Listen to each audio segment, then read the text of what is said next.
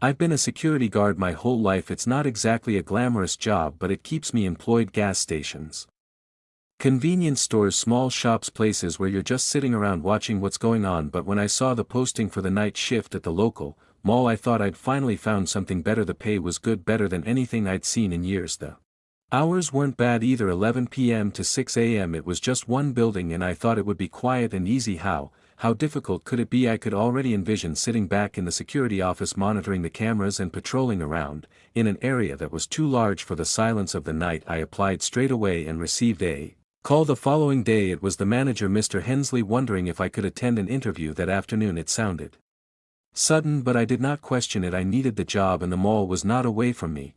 I drove over trying to shake the feeling that this was all happening too fast. Was the mall that desperate for a night guard? The interview was quick, almost rushed. Hensley asked about my experience, but it didn't feel like he was paying attention. He ran through the basics, checked the cameras every 15 to 30 minutes, do hourly patrols, nothing out of the every day. By the time he finished, he gazed at me and said, "Can you begin tonight?" Surprise surprised me more than anything else. Most everywhere needs time for paperwork or a background check, but I wasn't going to argue. "Sure," I said, attempting not to seem too desperate. He looked relieved. "Fine, we're short-staffed," he said, rubbing his temples like the day had dragged on. "Previous few guards didn't make it. I hope you will be different." His words made me stop and think, what was he saying that? But before I could question him, he handed me a key to the office and instructed me to report at 11 p.m. sharp. The sooner I began, the sooner I'd get paid, I told myself. I shook his hand, left the office and returned home and got a few hours sleep before my shift. When I got to the mall, it was dark and empty. The parking lots, which during the day were full of cars, were nearly vacant. A few isolated vehicles sat in the dim light of the parking lamps, but the area was too large, too silent. It made the building appear like a slumbering giant, and for a moment I thought about turning around and leaving home. Something didn't feel right. I chalked it up to first day jitters and walked over to the employee entrance. Mr. Hensley greeted me at the door. He said very little, just took me down the curved hallways to the security office, outlining the general procedures once more as we walked. The office itself was small, a small room in the rear of the mall, packed with screens showing grainy footage from the cameras scattered throughout the building. Check the cameras every 15 to 30 minutes, he reminded me. Do your rounds, make sure everything's in place. The usual. He looked at me before saying, and keep an eye on the escalators in the play area. Things happen there sometimes. That last bit made me hold back. Things happen. He waved a hand dismissively. Kids chiefly attempting to sneak in or mess about out of hours, you'll see. I nodded. However, his tone crawled beneath my skin a little. He gave me a printed sheet of standard procedures, shook hands again and said, "Good luck, I'll see you in the morning." Once he'd gone, I was alone. The silence of the empty mall settled over me like a heavy blanket. I sat down in front of the monitor, scanning through the camera shots. The escalators remained, the stores dark and vacant. For an instant I breathed easy. It was just a mall, nothing spooky about that, just a giant empty building. After several minutes I sensed a presence behind me. I leaped, my heart racing. There, standing just to my side, was a janitor. He smiled, obviously entertained by my response. "Didn't intend to frighten you, pal," he told me, his tone casual. "You must be the new one." I laughed nervously, attempting to dispel the unease. "Yeah, that's me. I wasn't aware there was a janitor on duty at night." He shrugged. "They always keep one of us handy to clean up, ensure everything's set for tomorrow." His voice became somewhat more serious. "Just be sure to obey the rules." I blinked. "The rules? You mean the instructions?" He handed me a crumpled sheet of paper, staring at me with a disturbing seriousness. "These aren't from the manager. These are rules you'll need if you want to survive the night." I unfolded the paper, half thinking some joke, but the set of rules it had wasn't a joke at all. "Rules to get you through at night. Rule 1, check the security cameras every 15 to 30 minutes, but don't look at the video for too long. Rule 2, do not look directly at the mannequins past midnight. If the mannequins shift position, get out of there quick." I looked at the list, my stomach tightening with unease. "You're serious?" The janitor's smile had disappeared. "I'm giving you a warning. Obey the rules or you'll be next, like the last fellow." I tried to play it off. "You mean the last guard?" He nodded, his eyes cold. "He quit after one night." "Okay." I stuck the paper in my pocket without reviewing the rest of the list, laughing nervously. "Well, I'm going to make my first round." The janitor stepped aside, looking at me for a long time before saying, "Take care." I nodded and left the office, but his words lingered. Something about his tone, his look, it felt off, like he was really scared. But I wasn't about to let some strange set of rules get in my head. It was just midnight when I began my patrol. The mall was spooky at night. More so than I had expected. The low lighting made long curving shadows along the tile floors. Every noise sounded amplified, my footsteps resonating off the walls, the whir of the fluorescent lights, the far-off creaks and groans of the building settling. As I walked down one of the principal hallways I attempted to concentrate on the task at hand. The mall wasn't gigantic, but it was large enough to require regular patrols. There were more than enough shops to visit, some of them closed down, others locked up with displays. Peeking out from the darkness behind their glass fronts, a kids' play area stood close to the food court, still and quiet, the brightly colored plastic toys looking odd and lifeless under the dim emergency lighting.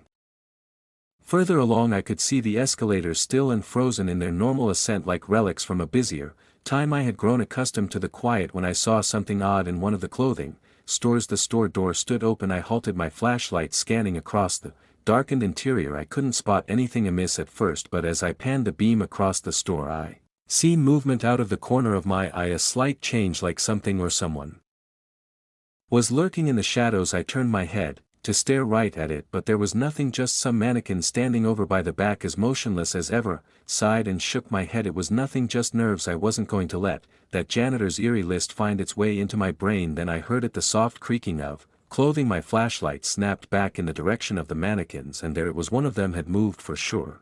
Was standing a bit closer now, off to the side. A bit out of place relative to the others. I could feel my heart begin to get faster. "Hey, Mr. Janitor," I shouted, more out of annoyance than anything else. This must have been some sort of joke. He was likely watching me out of the shadows, attempting to scare me, but there was no reply, only the quiet, unnerving shuffle of clothing behind me. Once more I turned slowly, my flashlight playing across the mannequins, and that is when I noticed it. One of them had moved again, its head now directly towards the way out. My breath caught in my throat. No one was here. There was no way this was a trick. I backed away from the store fast. I did not want to linger longer than necessary. As I was walking away I kept glancing back over my shoulder, and then I heard it, footsteps, but not normal footsteps. They were heavy, rough, like wood or plastic, scraping against the floor. My heart began to pound in my chest. I turned around, and there it was, the same mannequin from the store. It stood in the middle of the hallway staring at me with its blank, lifeless face. The hair on the back of my neck stood up. I felt the blood leave my face as I watched it move slowly, stiff. It began to walk towards me, its joints creaking and groaning with each step.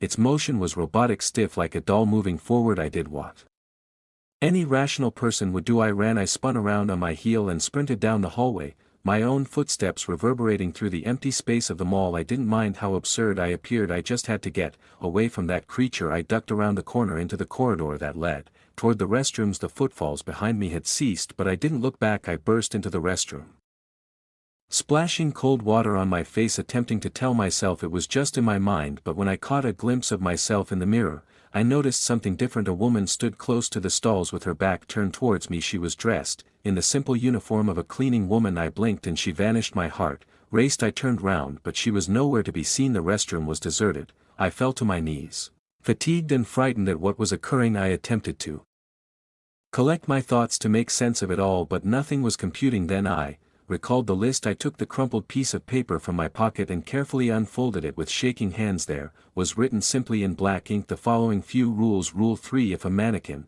looks like it's after you, don't glance back. Mannequins occasionally chase guards, but if you ignore them they will cease. If you look they will realize you are noticing and they will advance. I saw my heart drop. I had glanced. Rule 4: don't look in the mirrors of the restroom. Too late for that. My stomach knotting itself up as I knew I had already violated 2 of the rules. Whatever was going on, I was only making it worse. Rule 5: if you overhear a person speaking within a deserted shop, do not listen. Swallowed hard. I hadn't overheard anyone yet, but just having the rule to know had there made me unwise. Rule 6: if you overhear a child's laughter emanating from the play area, depart at once. Rule 7: in case you look at the time and it is less than the last occasion you did so at once. Back to the security office. I looked at my watch, automatically checking the time. It was 11:30 p.m. My blood froze. There was no way it was 11:30. I had begun my midnight patrol and it had been some time since then. This was not an option. I did not require twice the warning. I raced out of the restroom, my heart pounding as I headed back towards the security office. The air around me felt heavier, now more stifling, and the lights above them flickered dully. The mall, once a spot I had imagined would be quiet and secure, now seemed like a living thing waiting and observing. I arrived at the office, slamming the door shut. My breathing was strained, my nerves raw. I looked at my watch again. It was nearly 1 a.m. That seemed correct, but what had happened previously. Why had time shifted like that? I sat down attempting to steady my trembling hands. I had to have my head on straight. I was not going to let this building get into my head. I took out the list once more, reading over the last of the rules. Rule 8: lock the security office door from 4 a.m. to 4:30 a.m. and do not open it to anyone. If they knock, they may not be who you expect them to be. Check the cameras to make sure. Rule 9: if you hear somebody sobbing in a dressing room, don't open the door. Rule 10: if you hear an escalator moving, do not go and investigate. Watch the spot on the security cameras. Rule 11: under no circumstances should you leave early. If you do, you risk something. Tagging along outside the mall. I had a nervous chuckle. What sort of job had I accepted? Who had penned these rules? I couldn't figure out any of it, but as I sat there, the pressure of everything that had occurred weighed down on me. The mannequin, the time shifting, the figure in the mirror. This was not normal. Whatever it was, I had to make it through the night. It was after 1 a.m. and I had to go for another round. As much as I did not want to stay locked in the security office, I knew that I had to adhere to the security measures. Also, the cameras indicated nothing out of the ordinary, so I gathered my courage and stepped outside again into the mall. As I cautiously made my way through the main hallway, I began to hear something, a slight mumbling coming from a vacant store. My blood ran cold as I remembered Rule 5. I froze in my tracks, my heart racing in my chest. The mumbling noise coming from the vacant store was low, hardly above the slight hum of the mall air conditioning, but it was unequivocal. There was someone or something speaking inside. I compelled myself to move my legs as if they weighed a ton. Rule 5 resonated in my brain. If you hear someone talking inside an abandoned store, do not listen. I tried to block out the sound, telling myself it was just my imagination, but the soft, incomprehensible murmurs persisted, growing louder the closer I got to the store. I looked at the glass storefront. The windows were covered in paper, obscuring any view of the inside. My breath caught as I picked up my pace, refusing to even look in its direction. I didn't want to see what was behind the papers or what was making that noise. The voice was rising, now clearer, but still warped, like someone speaking underwater. I had to escape. I made it beyond the store, would not turn around. The voice started to die away and I could feel the tension in my body relax a little bit, but when I turned the corner and stepped into the next corridor, I heard it again. Footsteps, but not ordinary footsteps. They were uneven, harsh, like the scraping sound of something hard dragging against the floor, nearly like wood or plastic. My stomach twisted, recognized it before I even turned around. It was the mannequin. My gut yelled at me not to look behind. I recalled Rule 3: if a mannequin appears to be coming after you, don't look behind. If you just ignore them, they will cease. If you glance back, they'll realize you see them and they will come closer. I hurried along, my eyes fixed straight ahead, attempting ignore the louder sound of the mannequin's movement behind me. Every step it took felt heavier, more deliberate. My heart pounded as the footsteps drew nearer, but I was afraid to turn around. Just keep walking, I said to myself. The sound of the mannequin's movement began to get farther away, and soon I couldn't hear it anymore. I released a breath I didn't know I had been holding, and slowed my pace. My hands were shaking, but at least I had abided by the rule. Whatever was pursuing me had paused for the moment, then heard something else, the distant hum of machinery, an escalator running. I stood frozen, the blood draining from my face. Rule 10: if you hear an escalator running, do not investigate. Watch the area on the security cameras. I spun on my heel and fled for the security office. I wasn't going to take the chance of violating another rule, especially after what I had experienced. My head was spinning as I hurried back along the hallway, past the now quiet, deserted store and towards the refuge of the security office. I could hear the escalator in the distance, that unmistakable mechanical whir, but I didn't halt. I burst into the office, slammed the door behind me and locked it. My breathing came in short, ragged gasps. I turned my focus to the security monitors scrolling through the camera feeds. The escalator camera came into view, and there it was, a figure. It was not a person, not quite, it was something else. The figure was tall, unnaturally tall, its limbs long and spindly, its face hidden behind shadows. It was moving up the escalator, its body rigid and jerky, moving in slow, unnatural motion as the steps propelled it upwards. I gazed at the screen, paralyzed by fear. My brain raced, trying to make sense of what I was watching. The figure's head turned slowly, as if detecting something, and then, unbelievably, staring straight at the camera, staring straight at me. The monitors began to flicker, static filling the screens, a loud buzzing noise filling the room. I snapped my eyes away from the camera, recalling Rule 1: don't look at the footage for too long. The buzzing ceased almost instantly, and when I looked again at the monitors, the escalator was deserted. The figure was nowhere to be seen. I sat back in my chair, my body shaking.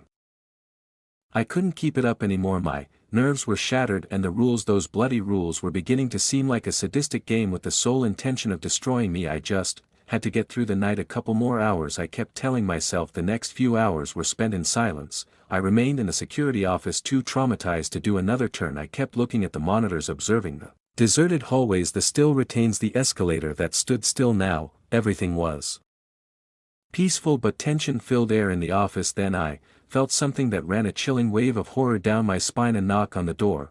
I startled, my heart jumping into my throat. I froze, my eyes scanning towards the security monitors to look in the hall outside the office. There wasn't anyone there, but the knock came again. 3 sharp thumps against the door, like somebody standing just outside. And then office door between 4 a.m. and 4:30 a.m. and not open it to anyone. If they knock, they may not be the one you expect them to be. Check the cameras to ensure. I looked at the clock. It was 4:03 a.m. My heart racing in my chest as I looked again at the camera feed. The hallway outside the office was empty, of course, but the knocking persisted, more urgent this time. The janitor's voice was heard outside the door, being friendly but somehow off. Come on, open up, I'll explain what's really going on.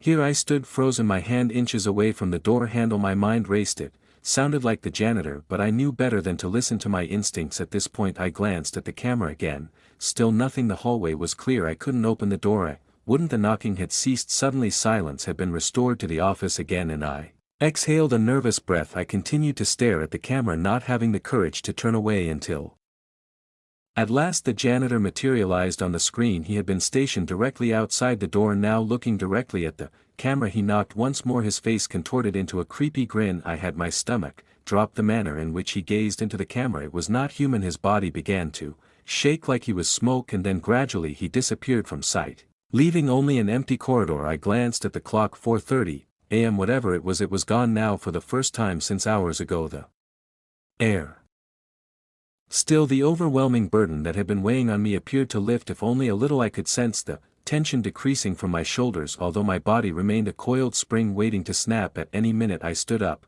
my muscles screaming. After hunching over the monitors for so long, I had to stretch my legs to be able to move around, if only to shed the persistent fear that clung to me like a cloud. After all that had transpired, I wasn't in the mood to undertake another complete patrol, but remaining in the office made me feel claustrophobic. Perhaps taking a short stroll merely around the immediate vicinity of the office would serve to clear my head. The mall remained deathly still, the soft purring of electricity the only noise that resonated in the halls. The fluorescent lights flashed intermittently, casting long twisted shadows that appeared to change as I moved. I kept my head down, trying not to look at the mannequins, the shops, or the spooky stillness that had descended over everything. As I turned the corner by the security office, I almost leaped out of my skin. The janitor was standing there, leaning against the wall with that friendly smile he'd had when we'd first met. It was the genuine janitor this time, at least I hoped it was. He looked more human, more substantial than the eerie apparition I'd already seen tonight. Ugly night, he spoke, his voice light, almost taunting. I didn't know what to say. I was standing there, my mind spinning as I attempted to match what I had witnessed previously. The knocks, the figure disappearing into the mist with the man standing before me now. You might say that I muttered, attempting to maintain my voice steady. He cocked his head, his grin falling away a fraction or so. You played by the rules, didn't you? I attempted. I said, my throat parched. What is this place? Why are these rules even in existence? The janitor let out a low laugh, but it wasn't the friendly warm sound that it had been for the earlier part of the night. This laugh was hollow with something darker mixed in. I warned you, the rules are there to protect you, he said, his eyes narrowing. There's something more going on here than you know, much more. I stepped back, my discomfort increasing with each word he uttered. What do you mean? What's happening in this shopping mall? He shrugged, the smile returning to his countenance. You'll get it, or maybe you won't. It doesn't matter. There's no getting away from it. He began to walk away down the poorly lit corridor without a word, his steps slow, deliberate, as if he wasn't in any haste to get out. I couldn't let go of it. I had to know what he was referring to. I required answers. Wait, I shouted after him, my voice ringing down the deserted hallway. What do you mean there's no running away from it? What are you insinuating? The janitor didn't halt. He continued walking, his footsteps deathly silent on the tiled floor. Desperation and frustration welled up within me, and before I even knew it, I was trailing behind him, determined to see some sort of explanation. I rounded the corner after him, but when I arrived the hallway was vacant. He was gone again. My heart raced in my chest as I stood there looking down the vacated corridor. There was no way he could have vanished so fast. He had just been standing there. I scanned around looking for any indication of him, but the mall had returned to its ominous silence, and then I heard it, a faint, muffled sobbing. The noise was weak at first, almost too subtle to hear, but as stood there paralyzed in position it became louder, clearer, a woman's voice, weeping softly somewhere close. My flesh crawled with fear. I knew the guidelines, I had them memorized by now, and I knew precisely what this was. Rule 9: if you can hear someone sobbing in a fitting room, do not enter. Swallowed hard, attempting to shut out the noise, but the crying continued. It appeared to be coming from one of the shops along the way, the muffled sobs ringing out dimly down the empty hallways. Every instinct I possessed was urging me away to return to the office and ride out the final hour of my shift in quiet, but there was something concerning the crying that drew me towards it, an almost magnetic pull that prevented one from ignoring it. What if someone actually needed assistance? What if all this was in my mind? What if rules were merely some twisted jokes? I shook my head, attempting to clear my ideas. I had already violated too many of the regulations tonight. This was not a joke. The custodian had threatened me, and I wasn't going to go against him now. But still the sobbing went on. It was louder now, more persistent, the sound reverberating from somewhere deeper within the store just in front of me. It didn't seem right. It was too empty, too warped, like a tape of somebody crying as opposed to a real person. I hung there between curiosity and fear until at last the choice was made. I stood there paralyzed in position. It became louder, clearer, a woman's voice, weeping softly somewhere close. My flesh crawled with fear. I knew the guidelines, I had them memorized by now, and I knew precisely what this was. Rule 9: if you can hear someone sobbing in a fitting room, do not enter. Swallowed hard, attempting to shut out the noise, but the crying continued. It appeared to be coming from one of the shops along the way, the muffled sobs ringing out dimly down the empty ideas. I had already violated too many of the regulations tonight. This was not a joke. The custodian had threatened me, and I wasn't going to go against him now. But still the sobbing went on. It was louder now, more persistent, the sound reverberating from somewhere deeper within the store just in front of me. It didn't seem right. It was too empty, too warped, like a tape of somebody crying as opposed to a real person. I hung there between curiosity and fear until at last the choice was made. For me the weeping ceased abruptly. All was silent, too silent. The air was thick, heavy, like the mall walls were crushing in on me. My chest contracted, and I knew I had been inhaling held breath. Then slowly a person emerged on one of the security cameras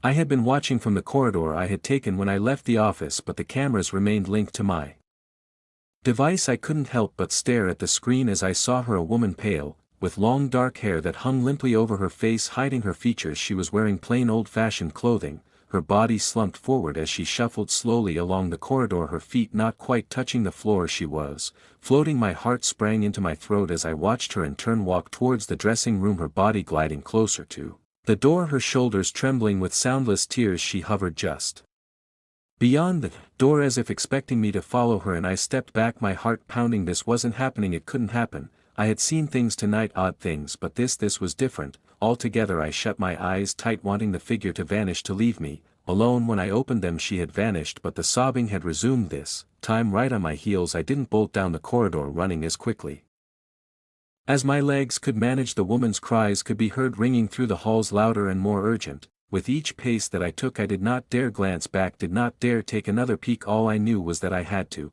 get out of there now. By the time I arrived at the security office I was panting, my whole body shaking with fear. I slammed the door closed behind me, locking it as fast as possible could, and slumped into the chair in front of the adrenaline still in my veins. The fluorescent lights overhead flickered weakly, casting eerie shadows on the walls. I was trapped like an animal caught in the corner with no escape but the weak hope that my shift would soon come to an end. I looked at the monitors, my heart sank. There she was, the woman, the same pale form, her hair hanging weakly over her face, moving in that natural hovering way. She was no longer just walking the halls, she was moving straight for the security office. My blood went cold as I witnessed her on the screen. She drifted down the corridor, closer and closer, her jerkily slow gait unsettling. She didn't walk like a normal individual. She hardly moved her feet at all, gliding just above the floor. The sobbing had ceased, but the mass of her presence was choking. It was like the very air itself twisted halls. She was moving straight for the security office. My blood went cold as I witnessed her on the screen. She drifted down the corridor, closer and closer, her jerkily slow gait unsettling. She didn't walk like a normal individual. She hardly moved her feet at all, gliding just above the floor. The sobbing had ceased, but the mass of her presence was choking. It was like the very air itself twisted with her coming, warping reality itself. I scurried through the cameras in a frenzy, switching between views. She was closing in, my breathing accelerated. As I saw her float by the shuttered shops, her hair over her face, her arms at her sides, every second she became closer and I could feel my panic rising, ripping at my throat. I reached for the list of rules, clutching it tightly in my shaking hands. Don't open the door, I repeated the idea to myself again and over in my head like a chant. Don't open the door no matter what. The woman halted just beyond the security office. I could see her now on the screen, the camera focused directly on the door. She remained silent and motionless like a statue for an instant. I dared to believe that she'd disappear like an unpleasant dream, but then knocking began, gentle at first, hardly a tap, but each knock was increasing in volume, more insistent, until it seemed like the whole door was shaking. My pulse thudded in my ears, supplanting all else. She was standing there just inches from me on the other side, and I could sense her presence like cold weight pressing down on me. I checked the monitor again, praying she would vanish, but she didn't. Her body was rigid, unmoving, but the knocking continued, growing louder and more violent with each passing second. Door frame shook as if it wouldn't hold much longer. I clamped my hands over my ears, squeezing my eyes shut, trying to block her out. This wasn't real, it couldn't possibly be, but the knocking just got stronger, more demanding, like someone hammering with their fists. My heart pounded, my body shaking as I gazed at the door, frozen, unable to move. Then I heard it. Hey, open up, it's the manager. I stood stock still. The voice sounded familiar, too familiar. It was Mr. Hensley, but something seemed off. I glanced at the clock, my heart thundering inside my chest. 6:01 a.m. Relief flooded over me, but suspicion snuck in right away. Was it actually him, or was this just another trick? I looked at the camera a final time. The woman had vanished. No sign of the pale figure, no shadow, no presence. Anything okay in there? Mr. Hensley's voice barked again, closer now, sounding more worried. Open up, your shift's over. I delayed, my hand resting on the door handle. I had made it through the night, hadn't I? The clock read that it was after 6 o'clock a.m. and nothing had arrived for me during those last seconds. But the activities of the night had taken toll on my being, and I was not inclined to believe anything, anybody, without verification. One last time I looked at the monitor, one last time double-checking the feed, out of the office, and there he was, Mr. Hensley, just outside the door, looking just like he had when I first met him. No eerie presence, no twisted face, just him, the manager, with a shaking hand. I unlocked the door and I opened it. Mr. Hensley stood there, his face relaxing as he saw the look on mine. Rough night, huh? He said, his voice filled with worry. I nodded slowly, having trouble keeping up everything. Yeah, you could say that. He scowled, seeing the fear look etched across my face. You okay? You look like you've seen a ghost. I laughed bitterly to myself, something like that. I did not go into specifics. I didn't explain to him the mannequin or the crying woman. It didn't feel like reality anymore, so I was glad that the night was finally over. But something new had to happen, something that I had to learn before I left this town for good. What happened to the janitor? I asked, suddenly. The guy who works the night shift. Mr. Hensley stared at me in confusion. What janitor? My heart sank. The guy who worked here all night. He provided me with a list of things to abide by. Mr. Hensley shook his head, his face growing somber. There's no night janitor. No one is employed here at night aside from you. My mind reeled. The pieces didn't connect, none of it added up. I looked at Mr. Hensley, my thoughts running wild. If there was no janitor, then who or what had been warning me? And the rules, where did they come from? I asked him no further questions. I gave him my keys, quit on the spot, and left the mall without a backward glance. Whatever had occurred there, whatever waited in the dark recesses of that place, I wasn't going to stay around to learn more. As I drove off, the burden of the night still weighing on my chest, I came to know that some places are best avoided, and that mall, it was one of them. I shall never go back to that place again.